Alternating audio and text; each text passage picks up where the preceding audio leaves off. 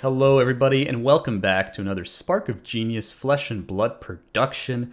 And we're starting out with a new three-part series. Kind of announced that a bit on Twitter, focused around drafting for the new Uprising set with Fi, Dromai, and Icelander. So we're starting off with Fi. I'm joined by my co-creator, co-commentator, co-caster, co-compatriot Rob on the bottom there. And the whole kind of purpose with this is to release it kind of in tandem with our POV commentates, which more will be coming out in the future. And that should give like a good idea for people of how maybe they can approach their draft in Uprising, as that is going to be the main limited set for a little while until the next core set, because I think the next set is going to be a supplementary set, right? So Yeah, and oh no, this is the first of two core sets, I believe, right? Because we just had I think Everfest it's before this, right? I think it was two supplementary sets, one core per year, if I recall correctly. But It might have been two core, one supplementary. Anyway, one or the I other. But was the point also is, we're I was gonna also going to have bring up this. that Yeah, RTNs are going to be using this set for drafts as well. RTNs. The Pro Tour is gonna be using this. RTNs Nationals will probably be using this. Yeah, Um, that's a good point as well. Yeah, nationals. so I don't know about Worlds. Again, if it is a second core set, then probably maybe not. But if it is two supplementary sets, then it will definitely be using this set. So Mhm. this is going to be that set where the more drafts you do and the more you know, the better you'll end up doing on average. And so we're starting out with Phi here. Hopefully everybody Hmm. appreciates our PowerPoint ability. We haven't done one of these PowerPoints in a Yeah, little while, and it was the best medium and to kind of explain all of this. So let's start off with Phi here. So Phi, the Rising Rebellion. So mhm. Phi is a very aggressive hero. It's mainly a tempo-oriented deck centered around his attack actions and his weapon Searing Ember Blade. Attack actions such as Flame Call Awakening, Lava Burst, Phoenix Flame, and Heat Wave are kind of the more memorable cards that you could kind of bring to your attention to go very, very wide, and then finish off with Rupture cards. And the Rupture cards, such as Lava Burst, as being one of the strongest ones in my opinion, is you're able to really push through that extra bit of chip damage, right? So if they keep blocking all of your wide go again threes or fours or whatever, then a rupture attack such as lava burst is really able to push over that damage, and they might be your only like damage sources in the game if they're going particularly defensive. Cards such Mhm. as Phoenix Flame, Heat Wave, which Heat Wave being the card that can buff Phoenix Flames, allow you to get that extra width to be able to hit the rupture consistently, and then Flame Call Awakening being able to kind of recur your Phoenix Flames, get them in tutor them from the deck into the grave for use. And so this is kind of an introduction on how Phi is meant to be kind of exploiting the ability to attack just 4, 5, 6 times in a turn with Phoenix Flame, right? And that's just generally what Phi is all about. So moving on to a little bit of the strength weaknesses pile. We're starting off with some of the strengths here. So the first strength we have in here is very consistent damage sources. What I mean by that is cards such as Searing Ember Blade is the only weapon that actually attacks in this. Like out of Icelander, Dromai, and Mhm. Fi is the weapon that actually does damage when you attack, which is a little bit shocking to say because that definitely wasn't the case in Tails. I think Lexi was the only one without the actual weapon that didn't attack, but Oldhim had one. Briar obviously had one. So this set we're going down one here. We're going down one weapon here, and as far as attacking weapons, so because this is damage sources with your Phoenix Flame chip, with your Ember Blade, and then cards such as Rise Up, as you can see in the picture, that profit off that ability to really get those cards off. In this particular case, Rise Up, the one that deals damage based on Phoenix Flames, able to close out games with a Dominate effect. Dominate being very strong because this set does not have a lot of D reacts. Very, very few. In fact, not a lot that I can think of. Just mainly Oasis Respite being that instant speed Right. that you could That's the bring one I was going out. to bring up. Yeah. Yeah, like is that all you got being a majestic, but not really one of those that is that pertinent here. But Yep. definitely dominate is going to be strong and limited here. A lot of sources of go again. It is a ninja. He's a draconic ninja class, and he does have a lot of go again attacks. A lot of 0 for 3s, a lot of 1 for 4s. That's kind of the bread and butter as far as unconditional go again. Is picture Rising Resentment in red. Very, very, very good card that you could either open with or come in a little bit later if you do need the energy discount for your next attacks. And then it's relatively simple as far as your aggro deck goes. Like it's got enough meat on the bones here to be able to make some pretty crazy combos if you really know your way around Fi and you know your way around the deck. But it has a fairly simple play pattern that makes it like a nice default hero. It's very similar to Briar, right? That's Briar in the Tails meta, whereas like going Lexi, going Oldhim, definitely good decks. Like you can easily do well with those decks, but everyone kind of go, especially earlier on in the limited release. Briar was the focused on hero, being the aggro Right. deck, tons of damage, easy to Mostly manipulate the that arcane. unavoidable arcane The damage as unavoidable well. arcane, yeah. So the it was very very strong, and this is kind of that similar wheelhouse as like it's Hmm. simple, it pumps out damage. You could probably build a Yeah. decent enough deck with most pools, right? And And I'll also add on that the lack of complexity, or I guess the lack of apparent complexity in drafting Fi, means that your deck is probably going to be on average pretty good. yep, If you don't pull all the right cards you need, at least your deck is going to be playable. Um, exactly. yeah, And that's a real issue with draft, right? Like you definitely want to be like if you're pivoting, later on in your picks and you want to be able to get into Fi, you don't need as much on average in Fi because you have that weapon, because you have that Searing Ember Blade. You don't really need as much, which is a very big strength here. A very high burst potential, as I mentioned earlier. Lava Burst being my favorite. It's a 0 for 5, which is very good at the common blocks for 3. This card can get buffed by a lot of different things, and it's just like one of those really easy to get out abilities. And I think with that, we're gonna move on to weaknesses. I don't know. You want to take the reins for the weaknesses here, Rob? sure. Guys, got to be through it here a little bit with your mouse clicking. Oh, of course. Yeah.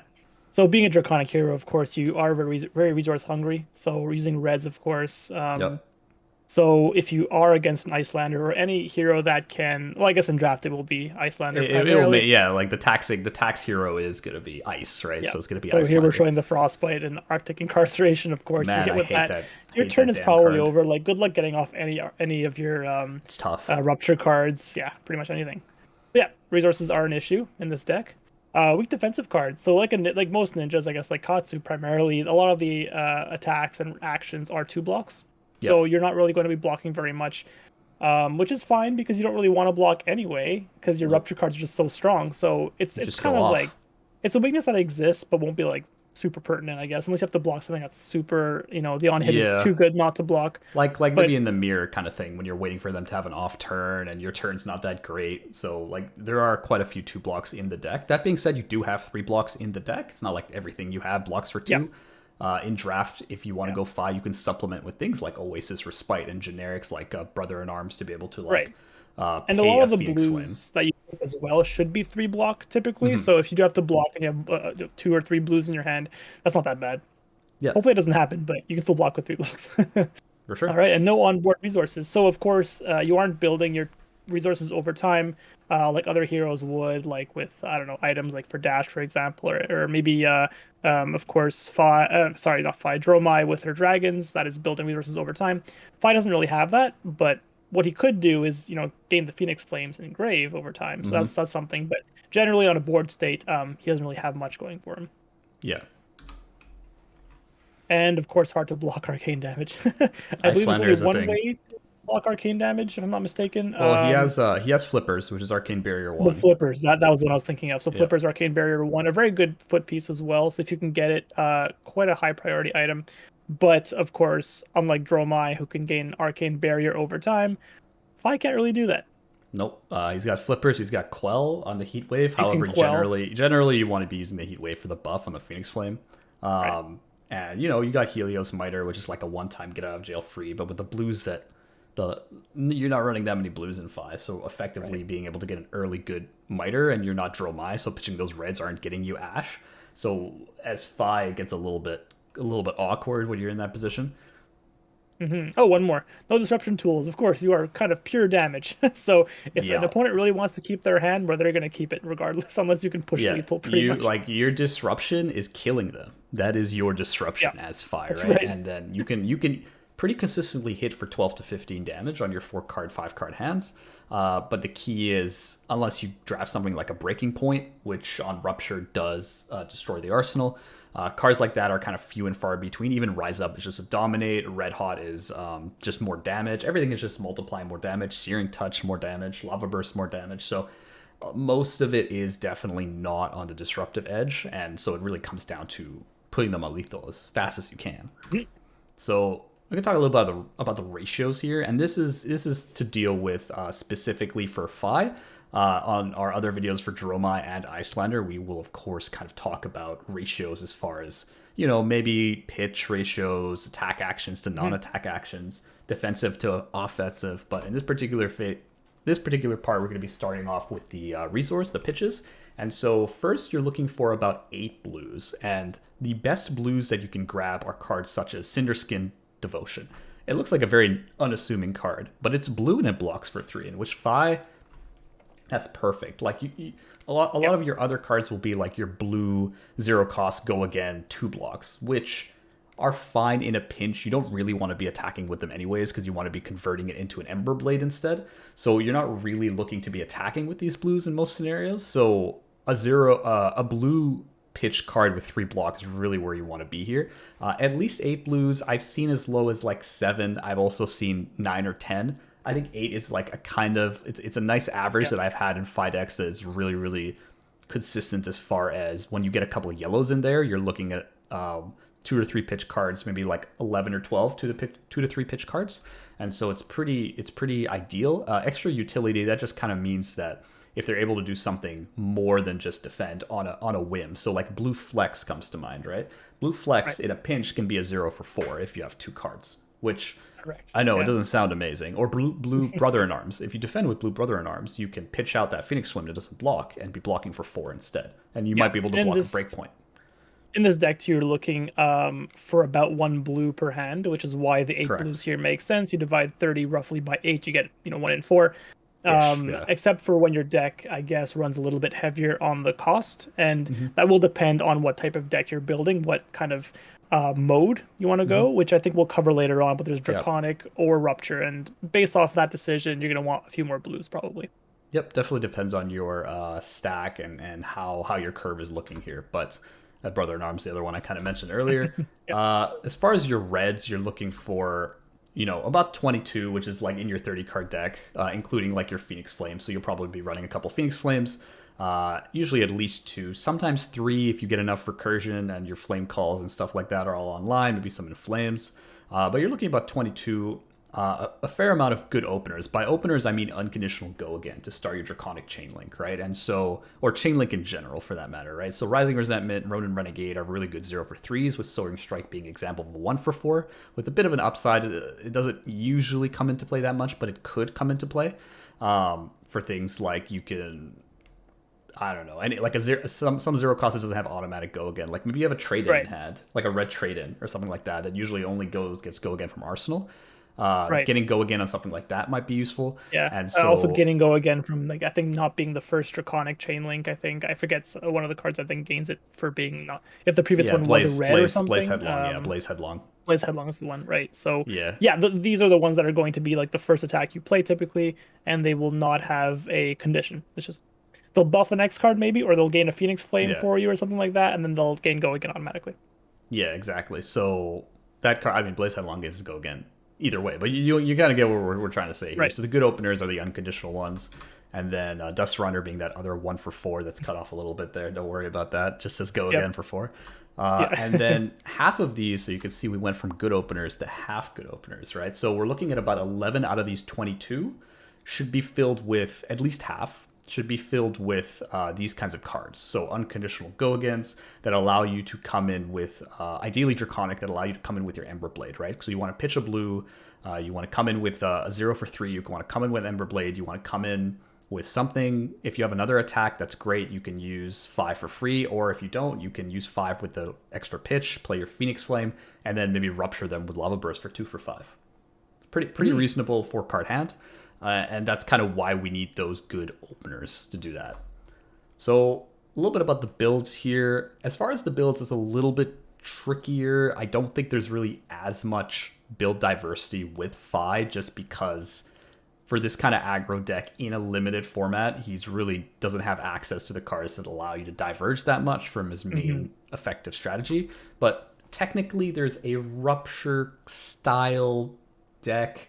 It's not Rupture in the way that you think of like Kodachis and like you don't care about Draconic at all, and you're just essentially running a better Katsu deck with Right, Rupture, right. more or less. But Rupture in the sense that you're focusing more on chain links and go again than you are on everything being Draconic. Double Strike, obviously, Majestic is something that I would say Rupture is one of those decks where you definitely have to be pushed into Rupture. I don't think you could really look to build this kind of Yeah, deck style unless you have very specific cards that are pushing you into it, like that's opening a fair. Double Yeah. Strike. Very, very good for a Rupture style build because Yeah. it's not Draconic, so it's not going to add to your Draconic Chain Link, but it will add to your Chain Link as far as Rupture Right. goes, And right? I think if you see certain key cards like this that push you in that direction, you can feel more free to pick up some Rupture cards later on at the expense of some of the other higher value Draconic cards. But in general, I think the cards that are good for both of these styles, Rupture and Exactly. Draconic, they're going to be the same. I Yep, it's think. a You're very gonna similar take, pool. they It's a take the very same similar stuff. pool. Yeah. Yeah. Flame Call Awakening, really great card for getting Phoenix Flames in the grave ASAP because you don't want to be drawing Phoenix Flames and you want to be getting them to the grave so that you can use something like Inflame that Right. gets you one from the grave that you can play, and then you can use Fi to get the other one from grave that you can play. And that's generally like the ideal setup is having two and having enough recursion to keep getting two out and onto the field, right? Mhm. I feel like whenever I try, like, if it requires a lot of rares to pull off, and what I mean by that is that a lot of your Rupture cards that are decent are gonna be rares, right? You're gonna have Yeah. Rise Up, you're gonna have Red Hot cards that don't necessarily come by that easily, right? And if you do find yourself on a lot of them, then maybe you can kind of more easily push yourself into this, but I wouldn't particularly recommend it based on what I've seen. It's definitely difficult to pull off without Kodachis. Kodachis being the main tool for a CC Rupture Right. build. You don't get that in limited. You're kind of pushed more into our Type B and I would say at least 90% of your drafts. I would focus on Type B with Yeah, Draconic. and the Rupture cards as well, they don't play very well together, right? So if you are putting several in your deck, there is the risk of you drawing multiple per hand in some cases, and Yep, that'll just real bad. derail your turn completely. So it is one of the two types here that is, I guess, less good because it's less consistent. But on Yep, turns where you can get it off, it is really powerful. It'll definitely get yeah, over that 12 damage threshold that your yeah. opponent's gonna, definitely gonna take damage from that, right? Yeah, I would say it's more of a formality. I would focus more on this type B here, which is Yeah. Draconic. Draconic is exactly what it sounds like. You're focusing on your Draconic chain links, utilizes Searing Emberblade a lot. You want to be swinging this thing every turn. That's the ideal turn. You definitely want to be swinging this thing. It's 3 damage. It allows you to not have to worry as much about just straight up fatiguing out, like playing all your attack actions and not being able to have any second cycle whatsoever if it comes to it. I know a lot of Fi games won't come to that cycle. However, you never know. And Searing Emberblade is just kind of that free Draconic chain link that we've all been dreaming about. So Mhm. that just comes in, extends your chain.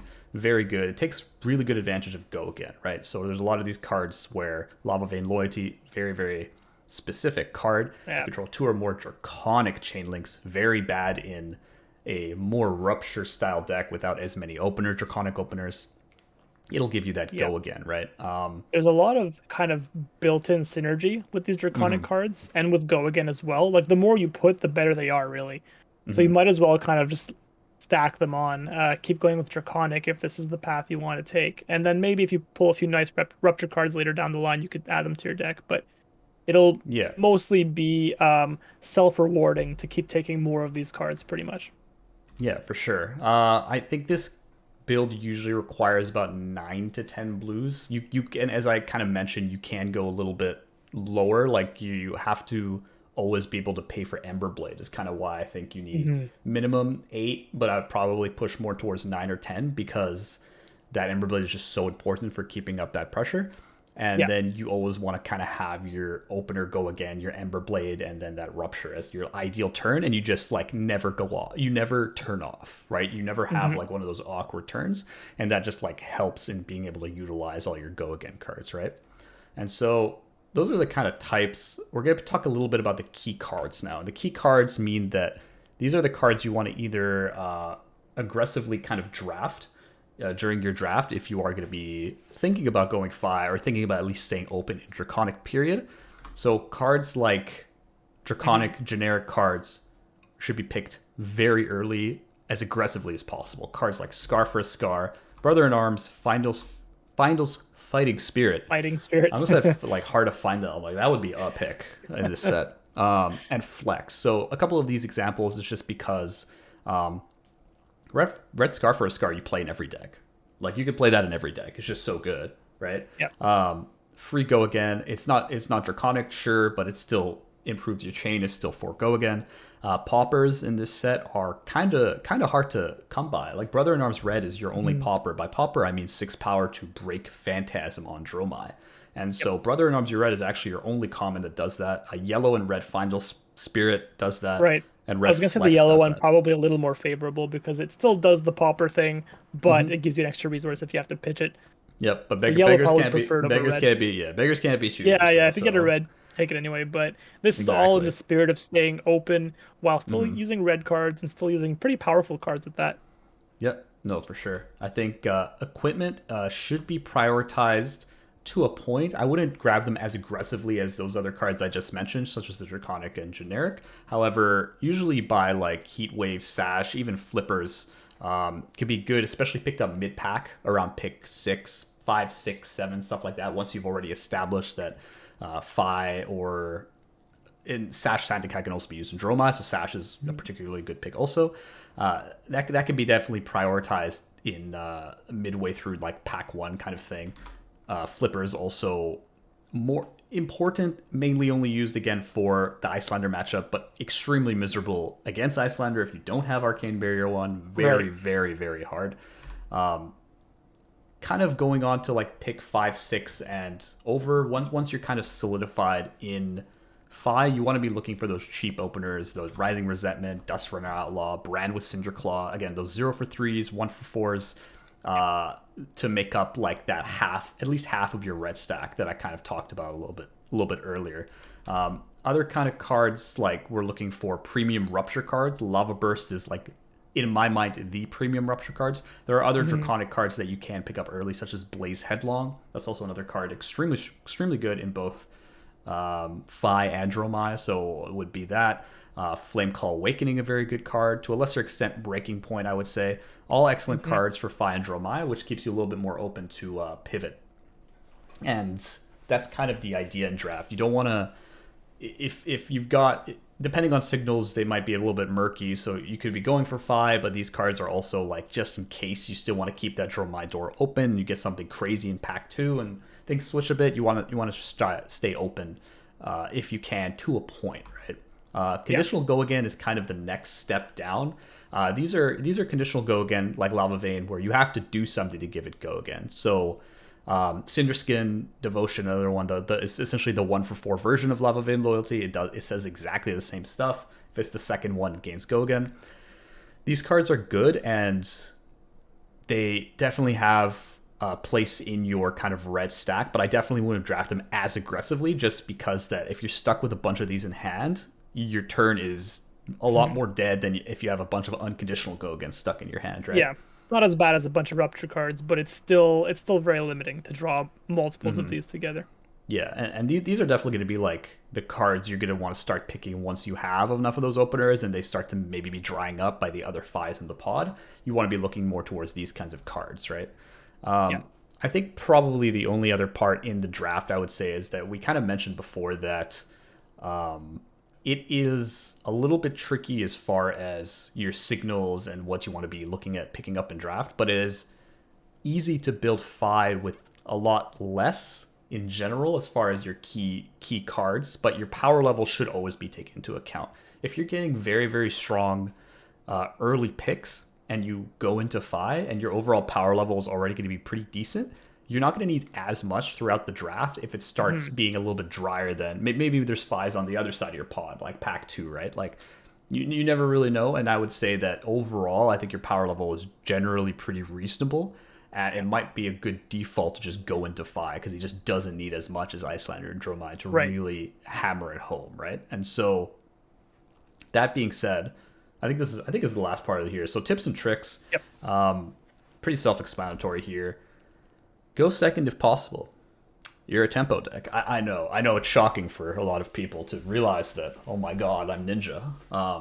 And Ninja hasn't come out for a while, so I don't blame you for Yep. forgetting that fact here. But you want to go second in your matchups. It's just super good for tempo. Not to say you can have a bad first turn, like you can do something and then Arsenal for a 5-card hand. However, then you're gonna have to worry about bricking, missing a turn, essentially taking a turn off where you can't strip them of any cards because, as we said before, you have no disruption, right? And so it might be harder for you to regain tempo later if you never started with it in the first place. So going second if possible is generally going to be what you want to do. We have all 3 facts coming out next. Here's a bunch of information. Here's a bunch of information, but using Emberblade as often as possible. It is the only weapon. It comes in for 3. Using Heatwave's instant ability to push damage. A lot of people forget that. When I say a lot, I mean I've seen it before. Forget that this is an instant ability. It's not a non-attack. It's not an Right. action. You don't have to right? declare it before you attack, right? Correct. It is considered a reaction. So if they don't block that Phoenix Flame and you've got another Phoenix Flame coming, that Heat Wave is 2 damage, right? Especially if you want to be like pushing lethal. That Heat Wave is an extra damage or 2, which is a lot in limited. And I would say, remember, if you do draft Heat Wave, remember that it is an instant. And if you're running a higher curve, watch for your blues. I feel like a lot of people who draft Fi don't understand that just because this is a red line deck and the average curve is usually lower, there are 2 costs in the deck. For example, Emberblade is the 2 costs you want to be swinging a lot. There's the other Engulfing Flame Wave, I believe, is the 2 for 5. You can be ending up running the Rebellious Rush, I believe it is. That's essentially the Surging Strike of the set. That's also a 2 for 5. And so if you end up running a lot of these 2 cost cards, and even your openers all happen to be 1 for 4s, and you don't have a lot of 0 for 3s, you're going to be watching for those. Like, you might end up needing to get blues, and all your blues are dried up. Or, like, all the generic blues are being picked up by everybody else, and there are no, like, draconic blues or draconic ninja blues, right? So you definitely want to be, like, interspersing blues and yellows for that matter, and keep in mind what you're drafting as you're drafting it, right? Like, yellow Brand of Cinderclaw, yellow 0 for 2s, yellow Ronin Renegades are quite good tools, because 2 is still 2. Right, 2 damage is not nothing, and if you need an attack action, you could play it.